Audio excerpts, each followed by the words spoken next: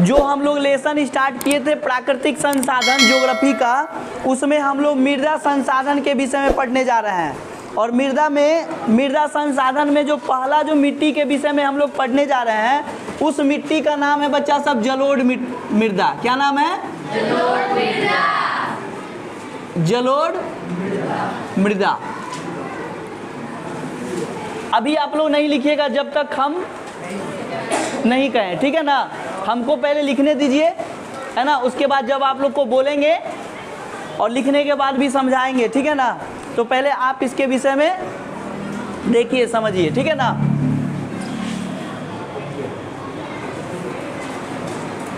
यह मृदा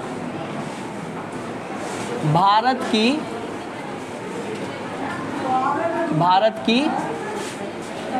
सबसे उपजाऊ मृदा है।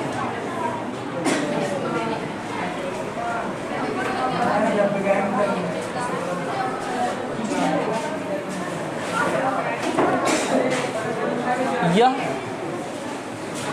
मृदा का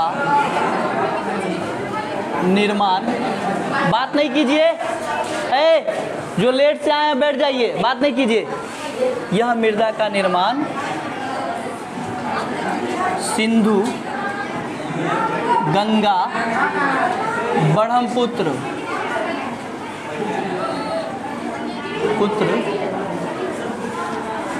नदियों के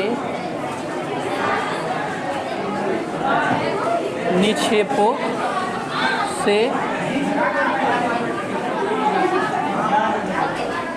हुई है। यह भारत में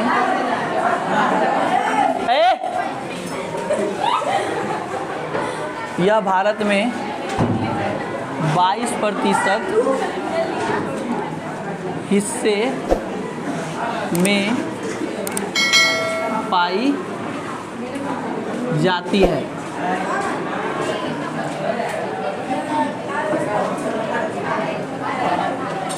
इस मृदा में पोटास, फास्फोरस तथा चूना पत्थर तथा चूना की प्रधानता होती है। सभी लोग शांति बना करके रखे। समझ में आ रहा बात को? इस मृदा में नाइट्रोजन का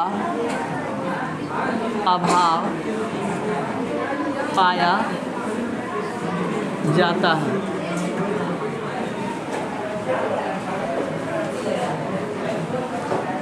यह मृदा 2 प्रकार की होती है।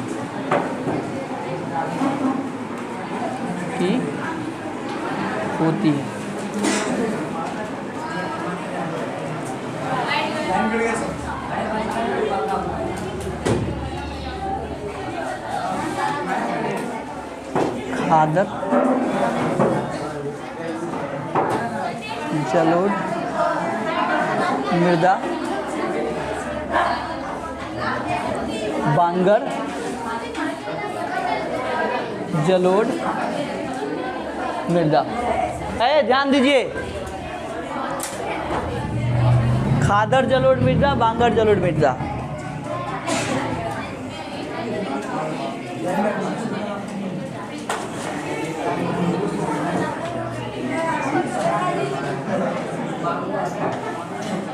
नई मृदा सबसे उपजाऊ।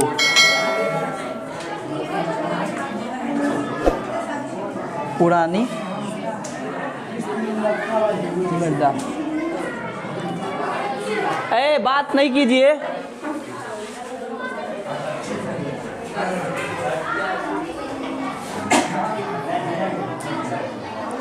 इस मृदा में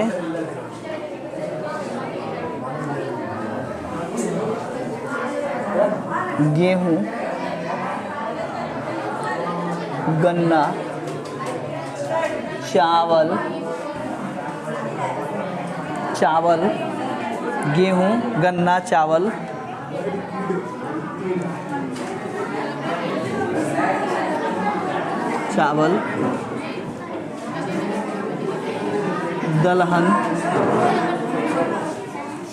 दलहन तथा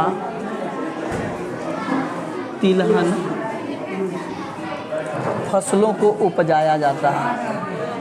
फसलों को उपजाया जाता है।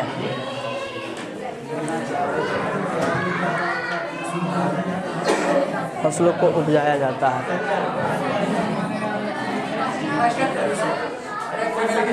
फसलों को उपजाया जाता है।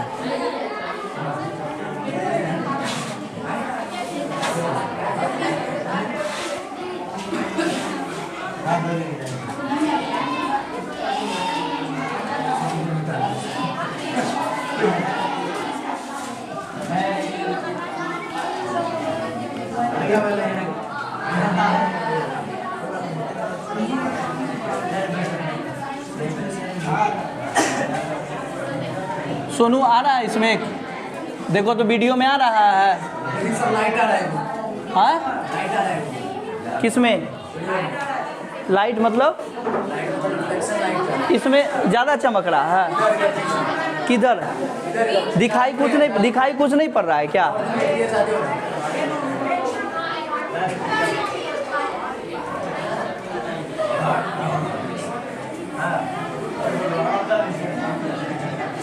उत्तर बिहार।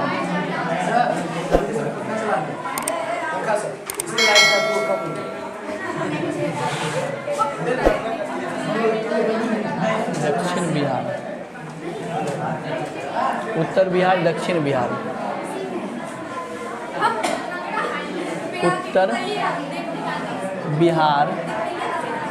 उत्तर बिहार के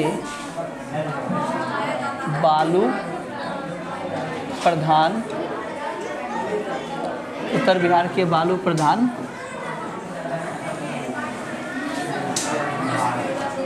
जलोढ़ मृदा को दियारा भूमि कहा जाता है, जो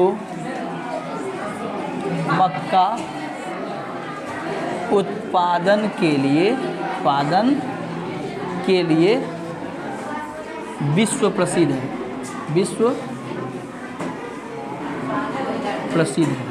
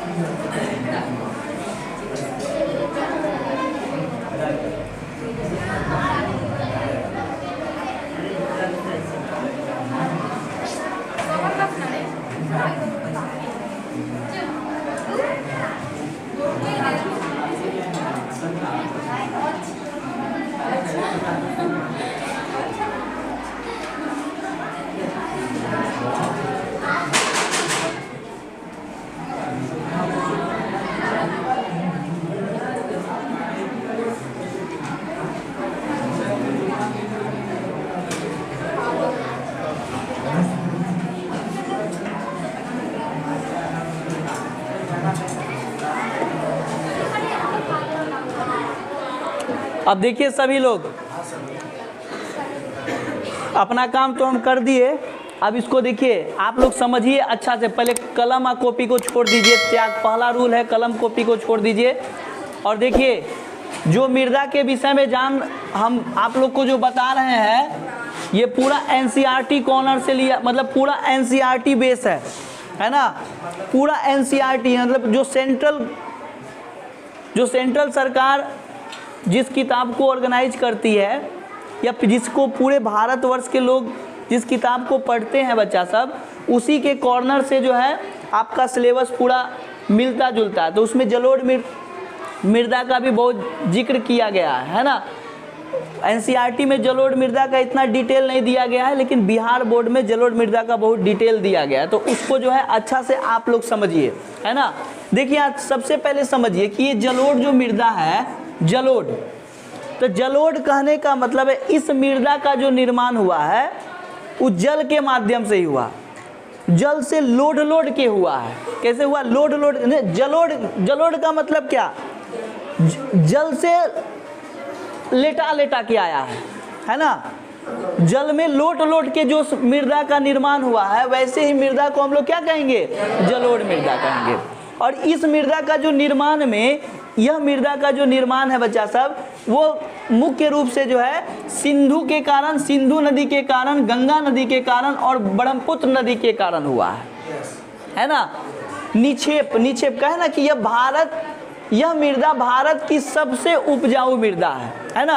यह मृदा भारत की क्या है? सबसे उपजाऊ मृदा है। और इसमें लिखा हुआ है यह मृदा का निर्माण सिंधु, गंगा, ब्रह्मपुत्र नदियों के निक्षेप का मतलब है कि अगर गंगा नदी चल रही है तो गंगा नदी अगर हिमालय से निकलती है ना, गंगोत्री के गौमुख से अगर निकल रही है, तो जिस जगह से वो आ रही है वहाँ के मिट्टी को लेकर के आती है ना, लेकर के फिर दूसरा जगह आती है, फिर वहाँ की मिट्टी लेके आती है, और जिस जगह से वो मिट्टी लेके आती है वहाँ का कण भी अपने साथ लेते आती है, और एक जगह पर जाकर के वो सभी चीज़ को जमा कर देती है। अर्थात कहने का मतलब ये उत्तर का जितना भी मैदान है, क्योंकि हिमालय बच्चा सब अपना क्या है? उत्तर में है, तो जो भी हिमालय की नदियाँ हैं, हिमालय से निकल के आती है, वो अपने साथ जो है निक्षेप लेके आती है। इसलिए उत्तर का जितना भी विशाल मैदान है किस भूमि से लगा हुआ है?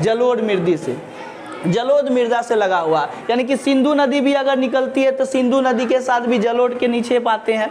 यानी कि जलोढ़ मृदा के निर्माण में सिंधु, गंगा और ब्रह्मपुत्र नदियों का क्या है? बहुत महत्वपूर्ण योगदान है। फिर लिखा है कि यह भारत के कुल 22% है ना, यह भारत के कुछ 22%, कुल 22% हिस्से में पाई जाती है ना। जितनी भी मिट्टी भारत में पाई जाती है उसका 22% हिस्सा क्या है बच्चा सब? जलोढ़ मृदा है। इस मृदा में पोटास, क्या? इस मृदा में पोटास, फास्फोरस और चूना की क्या होती है? प्रधानता होती है ना। इस मृदा में मुख्य रूप से पोटास होता है, फास्फोरस होता है और चूना की प्रधानता होती है। यही तीन जो चीज होने के कारण, यही तीन चीज़ों के कारण यह भारत की सबसे क्या है? सबसे उपजाऊ मृदा में से एक मानी जाती है ना। उसके बाद लिखा है इसमें नाइट्रोजन का क्या होता है? अभाव होता है। इस मृदा में जो है बच्चा सब नाइट्रोजन नहीं होता है ना। यह मृदा जो है 2 प्रकार की होती है। जलोढ़ मृदा कितने प्रकार की होती है? 2 मृदा। तो एक लिखाए है खादर जलोढ़ मृदा, दूसरा क्या लिखाए है? बांगर जलोढ़ मृदा। तो खादर जलोढ़ मृदा यानी कि नई जलोढ़ मृदा को क्या कहेंगे? खादर। अब पुरानी जलोढ़ मृदा को क्या कहेंगे? अब जैसे कि मान लो कि एग्जाम में आप लोग को पूछता है कि खादर जलोढ़ मृदा क्या है, अब बांगर जलोढ़ मृदा क्या है, खादर या बांगर पूछ देगा। अच्छा, एक लॉजिक से हम लोग इसको याद रख सकते हैं। जैसे कि खादर है ना, खादर लिखा हुआ है, तो हम लोग खेतों में खाद क्यों डालते हैं? खेत में खाद इसलिए डालते हैं क्योंकि हमारी जो मृदा है वो क्या हो गई है? उसकी उर्वरा शक्ति कमज़ोर हो गई है, नहीं हो गई है? तो उर्वरा शक्ति कमज़ोर हो गई है, तो उस मिट्टी में, उस खेत में खाद इसलिए डालते हैं कि उसका उर्वरा शक्ति पूर्ण जीवित हो जाए, फिर से उसकी खोई हुई शक्ति वापस आ जाए और फसल का ज़्यादा से ज़्यादा क्या हो? उत्पादन हो। तो जब फसल का ज़्यादा से ज़्यादा जब उत्पादन होगा तो हमारी जो मिट्टी जो बेकार पड़ी हुई थी वो नई ना हो गई, क्या हो गई, मिट्टी नई हो गई। तो क्या लिखे, नई मृदा। नई जलोढ़ मृदा को हम लोग क्या कहेंगे, खादर। अब पुरानी जलोढ़ मृदा को क्या कहेंगे, बांगर। तो जब एक नया है तो दूसरा क्या होगा, यानी कि अब पूछेगा कि कौन सी जलोढ़ मृदा सबसे ज़्यादा उपजाऊ होती है, तो उसको क्या कहेंगे, सबसे ज़्यादा उपजाऊ कौन सी, खादर जलोढ़ मृदा। फिर क्या लिखा है, इस मृदा में गेहूं, गन्ना, चावल, दलहन तथा तिलहन फसलों को क्या कहता है, उपजाया जाता है मुख्य रूप से। यानी कि इन फसलों के लिए ये जो मृदा है सबसे उपयुक्त मानी जाती है। अब जलोढ़ में चूंकि देखो बच्चा सब, अपना जो बिहार है, अपना बिहार है ना, ये बिहार, तो अपना जो बिहार है बच्चा सब, ये वाला क्षेत्र जो है बिहार यूपी में पूरा छाप के रखा है। कौन सा मृदा बच्चा सब, जलोढ़ मृदा। यानी कि बिहार में सबसे अधिक पाई जाने वाली मृदा कौन सी है, जलोढ़ मृदा। ये जो मैप दिखा रहा है बच्चा सब, जैसे कि बिहार, यूपी, थोड़ा सा पंजाब वाला हिस्सा, फिर इधर थोड़ा सा गुजरात वाला हिस्सा, यहाँ पूर्वोत्तर के तरफ जो श्रेणी देख रहा है इसमें भी जलोढ़ मृदा के कण पाए जाते हैं। फिर यहाँ पूर्वी तटीय जो क्षेत्र है, जो तट के किनारे वाला क्षेत्र है, यहाँ भी थोड़ा थोड़ा जो है कैसे कण पाए जाते हैं, जलोढ़ मृदा के कण पाए जाते हैं। अब यहाँ थोड़ा सा देखो, थोड़ा सा बिहार का हम लोग देखते हैं कि ये क्या लिखाए हैं। जैसे कि ये अपना बिहार है ना, ये क्या है बच्चा सब, गंगा नदी है, क्या है, तो अपने बिहार को जो है गंगा नदी दो भागों में बांट देती है। नहीं, अपने बिहार को गंगा नदी कितने भाग में बांट देती है, दो भागों में बांट। तो दो भाग में जब बांट देती है तो इधर वाला भाग क्या हो गया, उत्तर बिहार, और इधर वाला भाग क्या हो गया, दक्षिण बिहार। अब देखो ये उत्तर वाला भाग में जो है जलोढ़ मृदा पाई जाती है ना, उत्तर वाला भाग में जलोढ़ मृदा पाई जाती है, और उत्तर वाला भाग में जो जलोढ़ मृदा पाई जाती है वो बालू से लगा होता है। क्या होता है, बालू से लगा हुआ। तो देखो यहाँ क्या लिखा है कि उत्तर बिहार में बालू प्रधान जलोढ़ मृदा, यानी ना उत्तर बिहार में बालू प्रधान जलोढ़ मृदा को क्या कहेंगे, दियारा भूमि कहेंगे। क्या कहेंगे, दियारा भूमि कहेंगे। और ये दियारा भूमि बच्चा सब क्यों प्रसिद्ध है, क्योंकि दियारा भूमि में बच्चा सब मक्का का उत्पादन बहुत ज़्यादा होता है। इतना ज़्यादा उत्पादन होता है कि अब विश्व प्रसिद्ध है यह क्षेत्र, किसके लिए, मक्का उत्पादन के लिए, है ना। तो ये मैप के माध्यम से हम लोग देख लिए कि भारत के किन किन क्षेत्रों में क्या है बच्चा सब, जलोढ़ मृदा पाया जाता है। तो इसको आप लोग जैसे हम लिखे हैं उस तरह से आप लोग विस्तृत ढंग से जो है लिखिए। और समय के अभाव को ध्यान में रखते हुए आप लोग को चूंकि दूसरे क्लास में पढ़ाएंगे हम काली मृदा के विषय में।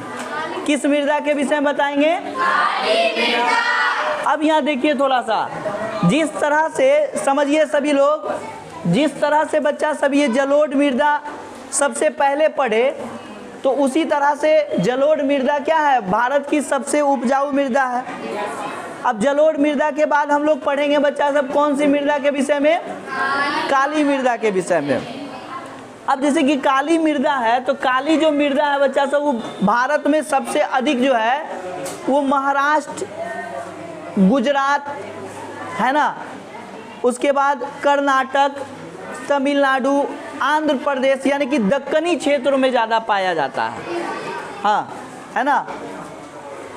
ये जो काली जो मृदा है उसका रंग क्या होता है, काला होता है। क्या होता है, काला। काला मतलब कि काली मृदा का रंग काला होता है। सुनो अरे चामुंडा राय, ध्यान दो इधर। तो काली मृदा का रंग क्या होगा, काला होगा।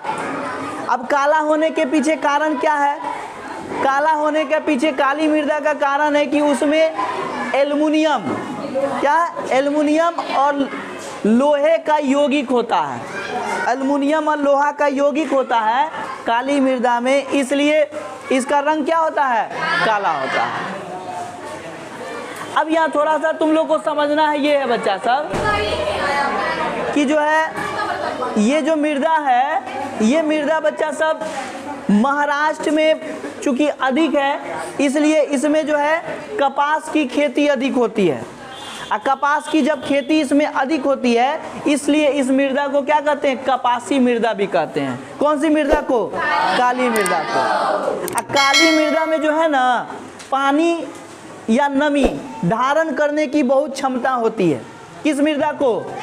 काली मृदा को। काली मृदा को बच्चा सब हम लोग जोत नहीं सकते हैं, है ना, जोत नहीं सकते हैं, मतलब इसका जोताई नहीं कर सकते हैं। इसलिए जोताई नहीं कर सकते हैं क्योंकि जब जो है प्रथम बौछार जब होता है, मतलब मानसून जैसे स्टार्ट होता है, प्रथम जो वर्षा होता है, उस वर्षा के कारण जो है वो मिट्टी क्या हो जाती है? भीग जाती है। और भीग जाने के वजह से जो है इसमें नमी जो है हमेशा बरकरार रहता है। कौन सी मृदा में? काली मृदा में। अब एक बात बताओ, जिस मृदा में नमी पहले से बरकरार है, उस मृदा को अगर जोताई करेंगे तो कोई फायदा होगा? कोई फायदा नहीं होगा, है ना।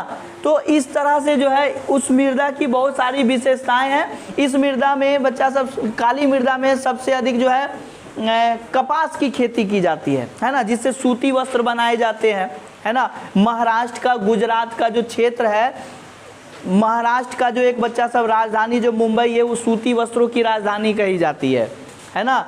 चूँकि किसके कारण? वहाँ कपास का सबसे अधिक खेती होता है ना।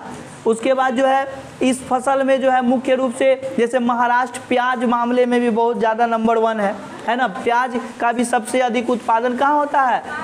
महाराष्ट्र में होता है ना। तो महाराष्ट्र में प्याज का, इस काली मृदा में प्याज का उत्पादन होगा। प्याज का उत्पादन के साथ साथ वहाँ बच्चा सब गेहूं का भी उत्पादन होता है, चावल का भी उत्पादन होता है। फल का उत्पादन के लिए काली मृदा बहुत उपयुक्त मानी जाती है। चूँकि अपने पास समय का अभाव है, इसलिए सरसरी निगाहों से काली मृदा का इंट्रोडक्शन हम आप लोग को दे दिए हैं।